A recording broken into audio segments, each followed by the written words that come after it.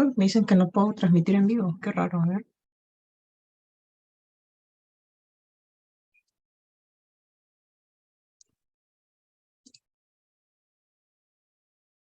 Ricardo, no se te escucha.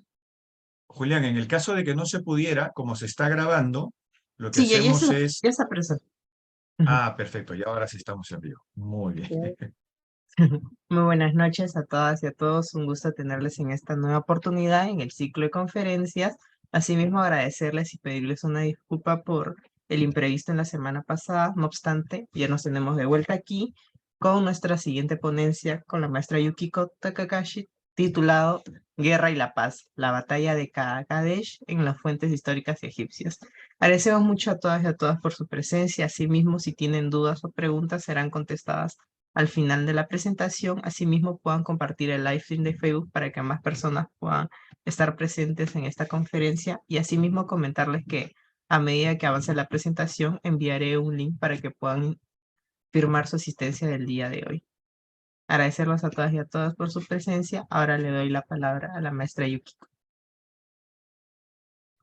Muchísimas gracias, Julián, y muchísimas gracias también, Ricardo, y al Centro de Estudios Orientales por esta organización en nuestra segunda conferencia del ciclo, dedicado a Ramsés II y lo que llamamos su colosal legado. Realmente estamos muy contentos de poder presentar este ciclo en el centro. En esta segunda conferencia vamos a tratar acerca de un evento muy importante en lo que fue el reinado muy largo de Ramsés II. Habíamos comentado en nuestra primera parte, en nuestra primera conferencia, que fue un reinado de más de 60 años. Entonces, ni la reina Isabel. Entonces, realmente han pasado muchas cosas en todos estos años. Además, señalábamos, recapitulando un poco, que nos encontramos en el Reino Nuevo, ¿no? En donde acababa de pasar a un momento esencial, también un punto de quiebre importante que fue el momento de Akenatón y lo que se ha llamado de alguna forma por algunos académicos como la revolución amárnica, ¿no? Entonces, en esta ocasión, en este contexto, escogí hablar acerca de una batalla muy importante que ha sido registrada por los egipcios de manera muy, bueno, hablaremos un poquito más después acerca de las fuentes, pero ha sido de repente una de las batallas que más ha impactado en el Reino Antiguo. Por un lado, debido a la cantidad de fuentes que han quedado. Por otro lado, porque contamos con, como producto de este enfrentamiento, contamos con el primer tratado internacional, llamado así, un tratado de paz, además, ¿no? Que es algo que se originó en este mundo antiguo. Veremos también en esta conferencia em, cuáles son algunas de las condiciones de este tratado, que eso también es algo muy interesante porque nos, mm, nos ayuda a dar luz a la naturaleza de este conflicto o de este enfrentamiento. Entonces, sin más, vamos a pasar a esta imagen que les quería compartir. Si de repente alguien la reconoce, esta es la paleta de Narmer. La paleta de Narmer es una, la tenemos aquí en grande, pero en realidad es bastante pequeña. El material es graubaca y es del año aproximadamente 3000 antes de Cristo.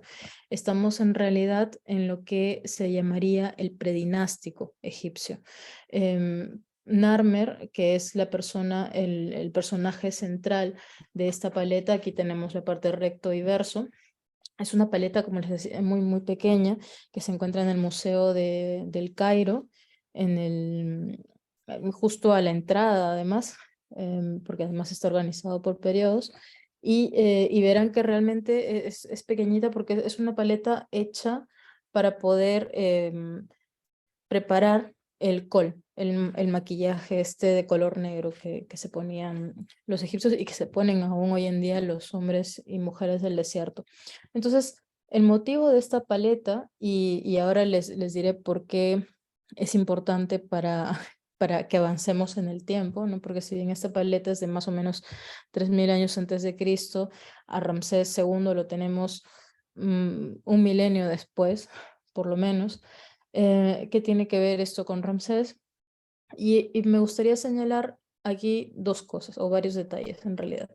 Por un lado, les decía, el personaje principal, representado en la figura izquierda como la persona el más grande, ¿no? Que esto es algo que hacían mucho los egipcios, el personaje más importante estaba representado en mayor tamaño. Tiene, disculpen, tiene sujeto por los cabellos a un enemigo que está siendo vencido, sometido. No sé si de repente les recuerdo un poco a estas figuras moche, ¿no? Donde también a los enemigos, a los vencidos los tienen sujetos, ¿no? por los cabellos. Es una práctica, bueno, es una iconografía común en varias culturas, en varias sociedades, no solo de la antigüedad. Y vemos que Narmer, el faraón que está aquí representado con la corona blanca en la imagen de la izquierda, sostiene una masa piriforme en la mano derecha. Entonces con la izquierda hace el gesto de sostener el cabello del enemigo y con la mano derecha la masa piriforme, que es con la que demuestra que está venciendo a esta persona. Dos detalles más a comentar em, y a observar es que Narmer está representado descalzo y sobre una especie de plataforma, pero lo importante es que cuando un faraón, que además desde la antigüedad, es decir, desde esta época que aún es formativa, digamos, en lo que es Egipto, cuando está representado gráficamente bueno, o en esculturas, es importante dónde pone los pies, ¿no? Al ser una divinidad, las divinidades normalmente no tienen contacto directo con el suelo, porque si no se produciría una especie de sismo, ¿no? Pero en contextos muy especiales, en contextos ceremoniales, pueden ser representados descalzos. Entonces aquí estamos viendo que se trata de una representación simbólica, pero al mismo tiempo es una representación, bueno, es una representación formal, eso está claro, y al mismo tiempo estamos hablando de un contexto sagrado, ¿no? Dos detalles más nos llaman a la atención acerca de esta representación de la imagen de Narmer. Por un lado está el faldellín, que también es utilizado en específico, en contexto ceremonial, y el rabo de toro, que ven que es aquello que cuelga por aquí atrás, también está representado de manera simbólica, además en contexto de batalla, como es el caso, porque simboliza también el poder, la potencia, ¿no? Entonces, este motivo se llama la masacre del enemigo, y es un motivo que está en la historia del Antiguo Egipto desde el momento, como les enseño en esta imagen, del predinástico. El predinástico es el momento en que se unen las coronas del Alto y del Bajo Egipto, la corona blanca, como la estamos representando aquí, y la corona roja, que es la que está representada en esta procesión en el otro lado de esta paleta de Narmer, ¿no? En donde él también está con la masa, además tiene un cetro y una masa, también con el faldellín en contexto ceremonial, más el rabo de toro, descalzo, y precedido de, bueno, una especie de cortejo que solía abrir paso a los personajes más importantes. En este lado estaría el visir, que también es algo interesante porque veremos una representación más o menos similar del Chatia en el caso de Ramsés II, pero en realidad sería su escudero, según los relatos que se cuentan. Y entonces me gustaría llamar la atención sobre la segunda imagen, porque si bien continuamos en esta temática, ¿no?, de la masacre del enemigo, esta segunda parte de la imagen nos aclara un poco más acerca de la función que tiene la guerra para el Antiguo Egipto, desde la época predinástica. Claramente es un concepto que ha evolucionado, que ha cambiado con el tiempo, pero forma parte de las bases esenciales de la guerra para los egipcios. Entonces, aquí tenemos representados en la imagen central que estoy señalando, tenemos representados a dos animales que están siendo sujetos por el cuello por dos personajes. Y en la parte inferior tenemos a un toro, ¿no?, un toro que está venciendo a un enemigo, el toro siendo la representación del faraón, ¿no? Y esta potencia, este poder del que les estaba comentando anteriormente. Y además estamos viendo que hay una especie de circuito, de espacio cerrado, que nos indica un lugar, además, y no cualquier tipo de lugar, sino la ciudad. Esto me lleva entonces a comentar que la masacre del enemigo, como un hecho simbólico y como algo formativo en el antiguo egipcio, no es algo que solamente corresponde al momento de la unificación del Alto y del Bajo Egipto y a esta paleta, por ejemplo, el momento histórico de esta paleta de Graubaca, de la, sí, la paleta de Narmer, perdón, el material es la Graubaca, sino que al mismo tiempo nos habla de un tema que será recurrente en toda la historia del Antiguo Egipto. Entonces, por un lado tenemos como estructura un faraón que es el encargado, en realidad, de garantizar el orden sobre el caos, y ahora digo dónde está el orden aquí, dónde está el caos, en un contexto que además hace que los enemigos estén sujetos a su poder, pero no de cualquier manera. No se trata de una guerra desordenada, no se trata de vencer al enemigo a cualquier precio. Vemos que está muy codificado. Es una imagen bastante precisa, la manera como se vence al enemigo, los elementos que lleva el faraón cuando está venciendo al enemigo, cómo está vestido, cuál es su actitud, cuál es digamos, el perfil. Tranquilamente, esta representación podría ser un jeroglifo, podría ser una escritura jeroglífica, que es exactamente lo mismo. Dibujamos a un hombre, una persona, se ve el torso, se ven las manos tienen exactamente ese ángulo, ¿no? Entonces esto es algo importante también, que se representa no solamente en el predinástico, como dije, sino posteriormente.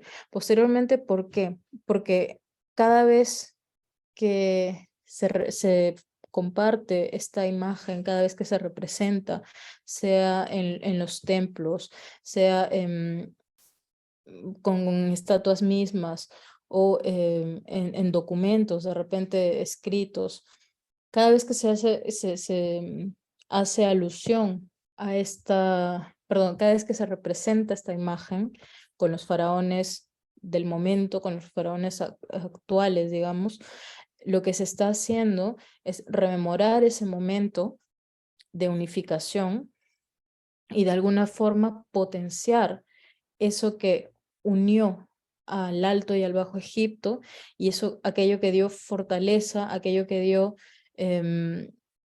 dio origen a este reinado, ¿no?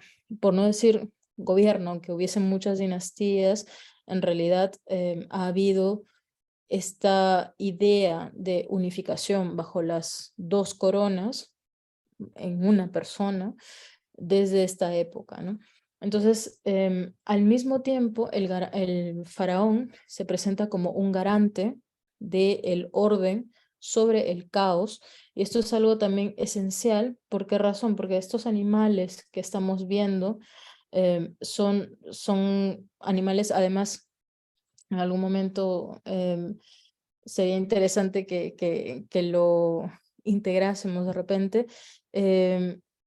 Cuando pensamos en Egipto, a veces nos olvidamos de que tienen un sustrato africano, ¿no? Muy importante, porque pensamos, claro, el norte de África para nosotros es una unidad cultural diferente, y en gran parte sí lo es, pero Egipto tiene en esencia una cultura nilótica y un sustrato africano. Entonces, las representaciones gráficas de aquello que es peligroso, aquello que es desconocido, y que por lo tanto también viene de tierras lejanas, porque, bueno, el África subsahariana no, sería en realidad en este caso lo que territorialmente conocemos como el África negra, es para ellos un constante lugar tanto de fascinación como fuente también de recursos varios, y al mismo tiempo es un lugar caótico que da miedo y que hay que dominar y hay que conquistar. Entonces, cuando se representan al faraón, cuando se le representa dominando a las potencias enemigas, se le representa dominando el caos. Y el caos se equipara a todas las tierras extranjeras y a todo lo que está fuera de ese espacio cerrado que sería la ciudad. Entonces, y esto se ve también en la escritura jeroglífica, ¿no? El espacio, el jeroglifo demostrativo de ciudad es un espacio cerrado, es un círculo con unas líneas al interior, pero es un espacio contenido. Y el jeroglifo para las tierras extranjeras es una especie de montaña que simboliza las montañas del desierto, ¿no? Son 3 montañas, y esas 3 montañas en algún momento no solamente simbolizan el espacio que está fuera de Egipto, que obviamente se va moviendo durante los siglos, sino que también simboliza los lugares donde hay caos, donde hay desorden, donde hay peligro. Entonces, el faraón, cada vez que hace la guerra, ya desde el predinástico, lo que está haciendo no solamente es vencer a aquellos enemigos, sino que también están garantizando el orden, el cosmos egipcio, tal como lo conocen, en favor de todos los que se consideran de la tierra Kemet, y dejando afuera todo aquel elemento que es peligroso y que es extranjero y que es desconocido. Dicho esto, vamos a ver entonces esta representación, que es muy, muy similar si se dan cuenta. Ven, aquí tenemos a Narmer nuevamente, sujetando de los cabellos al enemigo y con una masa piriforme. Aquí tenemos a Ramsés II sujetando al enemigo, esta vez no de los cabellos, pero está sujetando del brazo, y con una masa. Aquí no queda muy claro que sea una masa piriforme, pero bueno, hay muchos tipos de masas también. Y además, vemos que está descalzo, con el faldellín también puesto. Lo del rabo de toro no queda muy claro, pero es posible que sea también este elemento que está como colgando, largo. Y además no se queda allí, sino que la representación del enemigo es bastante clara también.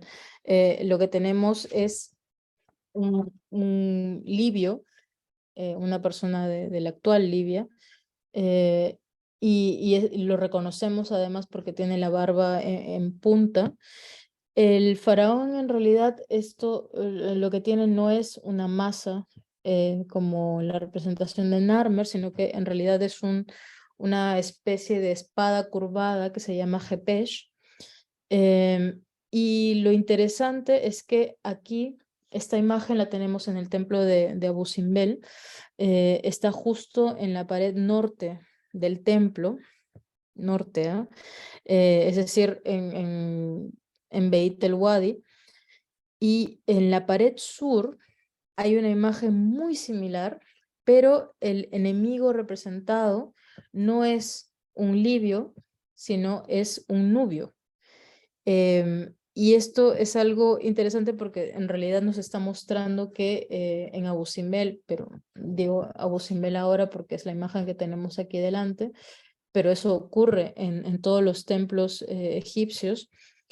Hay un juego de espejos textual, tanto en imagen como en geografía, ¿no? Si tenemos, Abu Simbel está al sur, claramente, pero bueno, lo que ellos hubiesen dicho en el Alto Egipto, ¿no? Las fronteras ahí todavía habían crecido muchísimo, pero el Alto Egipto seguía siendo lo que nosotros conocemos como el sur. Y en la pared norte de nuestro norte está esta representación del enemigo libio, en la pared sur está esta representación del enemigo nubio, que corresponde también a la ubicación geográfica de estos personajes. Ahora, una cosa importante es que si bien hay algunas batallas o hay algunas, sí, son batallas en realidad que han ido ocurriendo en el proceso de expansión del imperio egipcio en la época de Ramsés II. No todas estas representaciones son fieles a los sucesos históricos. Hay algunos eventos que ocurrieron durante el gobierno el reinado de su padre, Seti I, ¿no? Y eso está también documentado y está a la vez escrito, pero la importancia de esta representación, como les comentaba con la demostración de la paleta de Narmer, está en que cada vez que esta imagen se representa, la información se actualiza, ¿no? Y esto también tiene que ver con una de las funciones que tiene la imagen en el mundo egipcio. Es algo que los investigadores llaman la magia simpática, ¿no? Que es algo que ocurre, que se actualiza cada vez que estas imágenes son exhibidas, pero que también son legibles, son posibles de ser leídas en voz alta, ¿no? Entonces eso ocurre, por ejemplo, y de repente es mucho más evidente con los textos sagrados, cuando se procede a la lectura de un texto sagrado, lo que se está haciendo en realidad es un acto mágico. Se está volviendo a crear, se está materializando, se está fenomenalizando en lo que está escrito, porque esto ha ocurrido alguna vez, en algún momento, en algún tiempo primordial, teórico o histórico, pero todo lo que se ha puesto en movimiento en ese momento se está volviendo a actualizar en la actualidad cuando se lee o cuando se observa esta imagen o este texto. Entonces esto es algo también muy, muy importante. En el caso de esta otra imagen, lo vemos de repente con mucha más claridad. Nuevamente tenemos a Ramsés II, esta vez también con la corona roja, además, sujetando al enemigo, ¿no? Al enemigo vencido. Aquí se ve muchísimo más claro el rabo de toro que tiene aquí en la parte posterior, paralela a la pierna izquierda. También se encuentra con todos los elementos sagrados, ¿no? Y además, interesante, atrás tiene a una divinidad que lleva el tocado de Amón, que lo que hace en realidad es garantizar la acción que está llevando a cabo Ramsés. Y eso también es algo muy importante. Estas acciones no son cualquier tipo de acciones, no son cuestiones caprichosas, ¿no? Sino que son acciones que, como van a llevar el orden al universo y van a garantizar este orden, tienen que ser validadas entonces por los dioses, no por las divinidades. ¿Qué sabemos entonces de la batalla de Kadesh? Esto es algo que nos lleva ya propiamente a nuestro tema de hoy.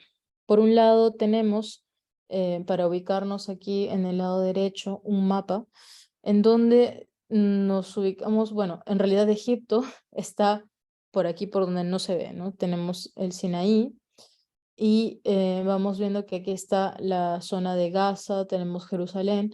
Bien, Kadesh se encuentra en la Siria moderna. Es una ciudad, era una ciudad a orilla del río del Orontes, que lo tenemos graficado aquí. Vemos que está relativamente cerca de Alepo para poder ubicarnos un poco mejor, ¿no? Y entonces, para lo que sería el mundo antiguo, parece ser algo lejano. Sin embargo, recordemos, recapitulando lo que habíamos visto hace 2 semanas, como una presentación de lo que fue el Reino Nuevo, la época de Ramsés II, en sí, las expansiones eran bastante comunes y la característica una de las características más importantes del Reino Nuevo fue esta gran expansión territorial, incluso hacia la zona de Asia Menor, ¿no? Aparte del Mediterráneo y aparte del África profunda, ¿no? Hablamos de Nubia, y bueno, con algunos elementos además simbólicos que acompañan a esto, ¿no? Muchos de los viajes han sido contados en forma literaria, pero en muchos casos, en realidad, una de las cosas que nos ayuda a comprender, uno de los elementos que nos ayuda a comprender esta característica de expansión y el hecho, por ejemplo, de que veamos, no sé, aparte de Ramsés II, a otros faraones, como por ejemplo muchas representaciones de Hatshepsut, también en masacre del enemigo y en conquistas territoriales y demás, es el hecho de que para poder crear cosmos, orden al interior, había que hacer la guerra en el exterior. Entonces esto era necesario, ¿no?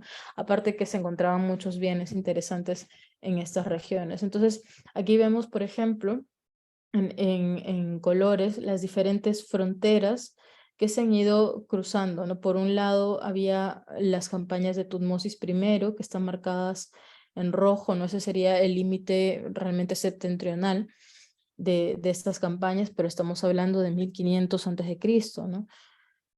Y luego tenemos hasta Tutmosis III, son más o menos unos 70 años de diferencia entre uno y otro. Además tenemos marcado en verde, por ejemplo, algunas de las fronteras de las zonas donde había una fuerte influencia cultural egipcia y además era aceptada, ¿no? Hacia el final del reinado de Amenofis II. Estamos un par de generaciones antes de Akenatón, ¿no? Finalmente, aquí tendríamos en azul algo que se ha replegado, o sea, vemos que se ha ido retrocediendo en realidad, ¿no? Con el tiempo. El final, perdón, en color azul tenemos la frontera entre las zonas de influencia egipcia e hitita al final del reinado de Akenatón, como les decía, esto es más o menos a mediados de 1300 antes de Cristo, siempre, ¿no? Entonces, ¿qué es lo que ha ido ocurriendo? En realidad en Egipto una de las cosas que ha ido pasando ha sido que si bien el Reino Nuevo, que no es exclusivo del Reino Nuevo, ¿no? En el Reino Medio e incluso en el Reino Antiguo había esta expansión territorial, pero en el Reino Nuevo lo que ha ocurrido es que el centro de poder, en realidad, se ha ido debilitando con el tiempo y ha habido más bien un retroceso en el control de las fronteras, pero al mismo tiempo una especie de abandono de estos espacios. No hay realmente, o no había realmente un interés en la sujeción y mantener además o incorporar esos territorios a lo que es el imperio egipcio, sino hay un interés obviamente por elementos como la madera, por ejemplo, que la traían de esta región, o esmeraldas, ciertos elementos como, digamos, suntuarios, simbólicamente importantes también, pero que no valían la pena dejar como sería en un contexto de ocupación territorial, ¿no? De dejar tropas y gente cuidando los lugares y obligándoles a ser egipcios. Es que de hecho ni siquiera se quería esto, no se aceptaba muchísimo las diferencias y de lo que se trataba era de intercambios. Guardemos esta información porque es importante para el momento del tratado. Kadesh entonces es esta ciudad fortificada sobre el Oronte y lo que sabemos es que alrededor del cuarto año, cuarto, quinto, depende de la fuente que se utilice, de reinado de Ramsés II, hubo esta batalla que ocurrió y estuvo, bueno, la datamos más o menos alrededor de 1274 y se trató de una batalla entre Ramsés II y una coalición que estaba encabezada por Muwatalli II. Normalmente se había contado esta batalla como un enfrentamiento de dos grandes reinos, de dos grandes potencias, pero estamos viendo que esto es algo que habría que relativizar porque corresponde también a una lectura literal de las fuentes que hizo alguien en 1908 o 1906, me parece, y a partir de ahí no nos hemos movido, ¿no? Entonces, con el tiempo, lo que los estudios están sugiriendo es que se comprenda mejor el hecho de que no se trataban de unidades absolutas, es decir, unidades sólidas, ¿no? De egipcios contra hititas, ¿no?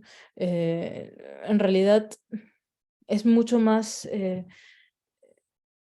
digamos, más movido que esto, ¿no? Por un lado, tenemos lo que les comentaba, ¿no? Que Muwatalli, primero, no estaba solo y además gran parte de el efecto sorpresa que les dio cierta ventaja sobre Ramsés II fue el hecho de que se tratara de una coalición, ¿no? Que es un poco dejando de lado todas las grandes diferencias, ¿no? Lo que más o menos se ha contado con los incas, por ejemplo, ¿no? Que antes se decía, sí, los españoles llegaron y lucharon contra los incas y fueron como que dos grandes cosas, ¿no? Y luego se han ido dando cuenta que, bueno, en realidad no, habían los tayanes y habían un montón de etnias diferentes, ¿no? Pequeñas que estaban en realidad bajo el control de los incas. Bueno, más o menos podríamos imaginar un paralelo similar en este otro contexto, como les digo, salvando totalmente las diferencias, ¿no? Entonces, ¿qué es lo que tenemos? Nosotros tenemos, por un lado, una versión hitita de esta batalla que se ha encontrado en unos complejos arqueológicos en Asia Menor. Es una pequeña copia en arcilla de la narración de lo que ocurrió Y en el caso egipcio, nosotros tenemos una descripción de esta batalla registrada en 8 copias diferentes, ¿no? Entonces, cuando hablamos de las fuentes, cuando hablamos de las fuentes egipcias, tenemos, aquí está, por ejemplo, esta imagen que es súper conocida, de repente es una de las más conocidas, no estoy exagerando, no necesariamente, pero una de las más conocidas de la batalla. Y entonces nos cuenta lo siguiente, en general las copias distintas de la batalla de Kadesh que nos hablan de esto, están ubicados en el templo de Abidos, en Karnak, en Luxor, en el Ramesseum, en Abu Simbel, ¿no? Y además también hay 3 copias de papiro. En general, ¿qué ocurrió? La armada se reunió hacia abril de 1274 en Memphis, ¿no? Memphis está bastante al norte de Egipto, si consideramos el tamaño del imperio en el momento del Reino Nuevo. Y entonces lo que esta narración cuenta es que allí se armaron las tropas, ¿no? Allí es donde les dieron todo lo que era necesario. La narración continúa cuando cuenta